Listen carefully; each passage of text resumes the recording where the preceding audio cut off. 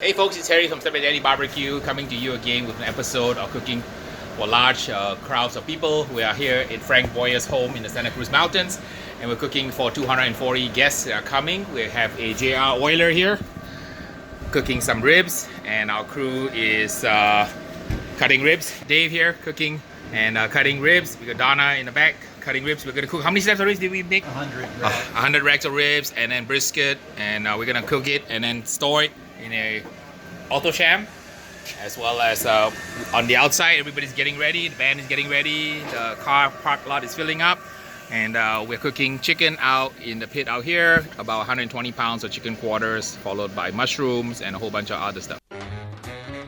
Grand prize champion, Mr. Harry Soo.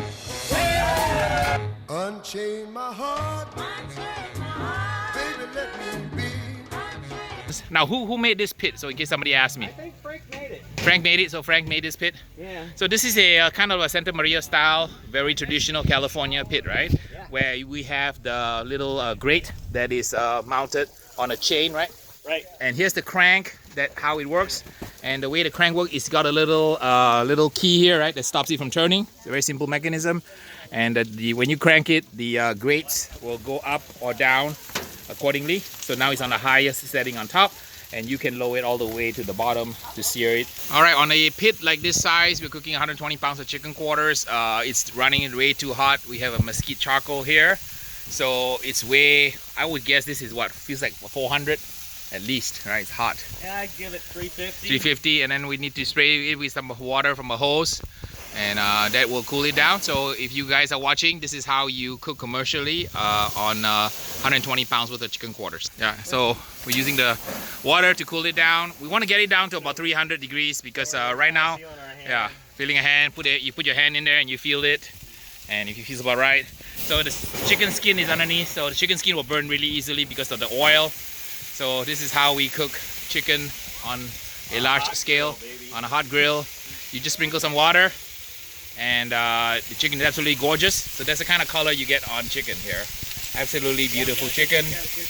And the trick is a hose and some good pitmaster technique. Throw a little more on it. Why Okay, not? so here's how we throw a little bit more on it.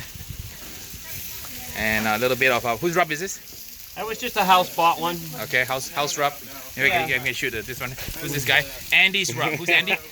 I don't know him, Okay. but I'm Andy. Okay, you're Andy. So close enough, right? It's your rub. We'll claim it. Okay, Andy's sprinkling on Andy's rubs. There we go. All right.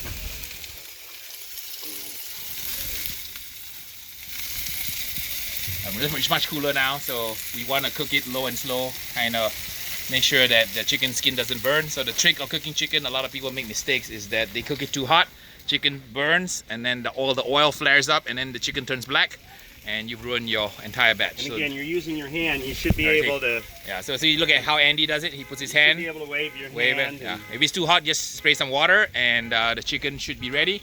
We cook it to about 165, 175 degrees, so that the chicken is done before we serve the guests. 172. This is done. So usually the inner ones cook faster. So this one is 174. This one's done. So as a safety precaution, when you cook chicken, you should always check every piece. This is 151, not hot enough. 155, not yet. So when we cook chicken, we are particularly worried about the temperature. So this is 180. This is done. So when you cook chicken, always make sure in a commercial setting, you're feeding a lot of people. Make sure you take it to a higher temperature than you would in a competition. Anything below 165 we will leave behind.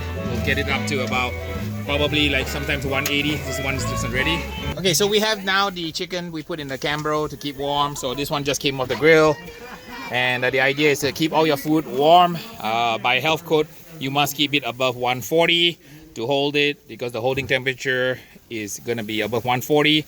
If you ever keep food cold, you gotta keep it below 41 degrees. So here's the chicken, absolutely gorgeous, going into Cambro. We got probably another 100 pounds to go. After they come off, you hit it with some of Frank's sauce, like so. And I'm saucing it from the top, so this is a deep foil pan, and the sauce is going to basically drizzle to the bottom. So as the chicken settles, all the sauce will coat the chicken, That way you don't have to brush the sauce. So when everybody picks up the chicken, there should be have some residual sauce that drips all the way to the bottom. If you saw my video with Junior in Midland, Texas, this is the same brand. This is the Oiler pit, the little red from GR Manufacturing, which makes the big oiler. This one is a $15,000 pit maybe versus the $30,000 rotisserie oiler. And this is a commercial pit found in many restaurants. And if you don't want a pit that will last you maybe 2 lifetimes, this is one of them to get, right? And Frank's one of those lucky people. He's got this in his garage, so better than most of us who probably wouldn't splurge so much money to put a commercial pit in the garage.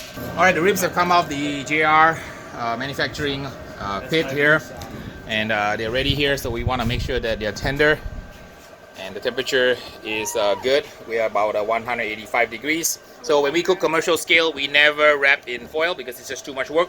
We're cooking several hundred slabs for 240 people. So these ribs are resting, so we can slice them. The way you tell is you look at here, you see the bend here. So once you see the bend and you see the bones retracting and you press it here, you can tell that it's kind of done.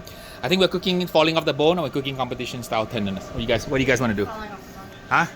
Falling apart. This is public. Okay, so this is for public. So we're cooking falling off the bone, which is typically what we don't do. So it's not like this one. This is really soft. See when I bend it, you can see the crack here. Perfect. So this is absolutely perfect for public, not for competition. So this one is better for competition because it's not falling apart. So when I hold it up, it makes a nice bowl. When I press it, it's got that kind of nice springiness to it. And then this one is for the public. It's really soft because it's gonna fall apart as I pull it. So I hold it. You see, it's falling apart right here. It's tearing. Hey, you're messing up the product. I'll mess up the product. See what I have to go through. Dave. All right, here we go. I say Nothing. Nothing. You say nothing. Happy wife is a happy life. Is that what it is? That's the proper response. Happy wife, happy life. All right, so super. We're gonna slice the rest of the ribs. Dave and Miss Donna, master judge, show you guys the technique of cutting ribs so that it stays a straight bone. So what I'm doing is I'm looking for the meat between this bone, and that's right here. And I have to sort of guess based on how the bone is running. And so I cut it with the intention of not getting a bone on either side. So we go from the edge of the left bone to the edge of the right bone. That's how we do it. That way you can try to keep it straight. That way when you cut it for competition box, it'll look fairly straight. I'm here with Rick Gilbert from Rick's Righteous Ribs. He's a barbecue instructor and pitmaster extraordinaire. He's going to show you guys how we trim brisket. First thing that comes off is the point cap. This is the point. You're removing the point muscle, cutting it aside. Here's the flat itself. It scrapes off the fat from the fat cap. This is what we typically do because most of the audience, they probably don't want a lot of fat, even though I don't mind the fat. So Rick is putting the fat aside. He's slicing it into slices, and you notice he's slicing against the grain right here. So cutting against the grain, creating some nice slices for the party for 240 people. We have quite a few briskets we're cutting. So this is the technique. You remove the point muscle, then you remove the fat off the fat cap of the flat, and you cut it into slices like the way Rick is doing. Beautiful smoke ring. And these briskets have been cooked on the JR Manufacturing Red House Smoker. Excellent smoker, a commercial grade smoker in Frank Boyer's garage. Are you hungry? I know you are, but I'm not sure we can feed. Allowed to feed him some food? Don't tell anybody. Don't tell anybody. Okay, give him some food here. All right, here we go. Here we go. Here we go. Here we go. All right, here we go. All right. So pitmasters love dogs. Look at it. Here we go. Nice. Brisket. He's a brisket dog now. There we go. So look at that beautiful bark. Beautiful smoke ring. Look at that gorgeous color. So this is how you slice and perfect tenderness. Full tender.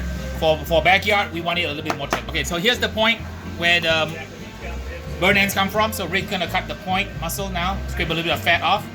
And this is where the burn ends come from. So when you go to Texas and you order brisket, the server may ask you, you want a fatty or the lean? So this is the fatty. And look at that beautiful fat on the side. Absolutely gorgeous.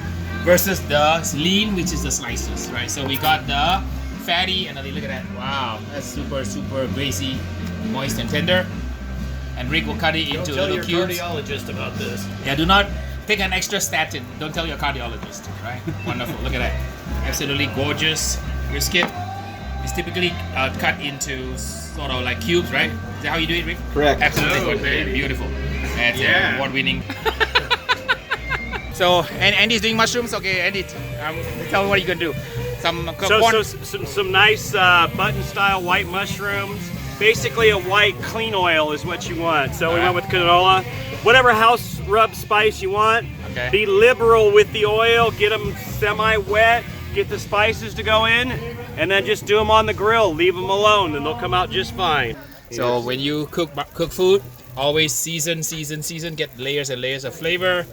As you cook, you know, beginning, middle, and end, you want to always season. Get great flavors. These will be fantastic sauteed mushrooms to go with the chicken. You want to do a quality assurance test here? Let me find one. Oh my God, are you serious? You have to be the person who eats it. Here, let me get you some sauce. Love it. All right, some sauce on your chicken here. Yes. What a All right, gem. go ahead and grab. I'm shooting you on camera eating it so that Okay, Frank here we can go. say witness here. Okay, all right. What's the verdict? Yummy. Speechless. It's a 10, and thumbs up. Number 10, and it's Frank special sauce. Now, what does the sauce? You describe to the camera what the sauce tastes like. I would say it's a little on the sweet side, but not overly sweet. Okay, wonderful. And it gives the chicken a nice flavor, but doesn't hide the flavor of the barbecue. Fantastic. Look at that. Beautiful. Look at that color on the chicken. Absolutely gorgeous, right? Love it. You can do the Quality assurance mushroom here. It's hot, so I'm gonna put it here. Okay, so little bit quality assurance on mushrooms. Real time. Here we go. Give you a shot here. Okay, go ahead. Point. I'm shooting some video here. The mushroom. Give it a shot. It's hot. Be careful. It's hot. Don't burn yourself. Okay. We got a good victim. Is it ready? Tender, nice and tender, smoky, juicy. Yeah, Juicy, Okay, all right. very juicy. Very and juicy. Tasty. Tasty. It's Okay. full of flavor. How's Oh. the sauce on the mushroom? Actually, I like it. A little sweet. Okay. It's good. Wonderful. About right. We're ready, chef. Thank you. Okay. Very cool. Okay, everybody that's a Leo, hold your hand up. Oh my God. You know, I like to know where your Leos are. Yeah. Happy birthday, Frank! Happy birthday, baby.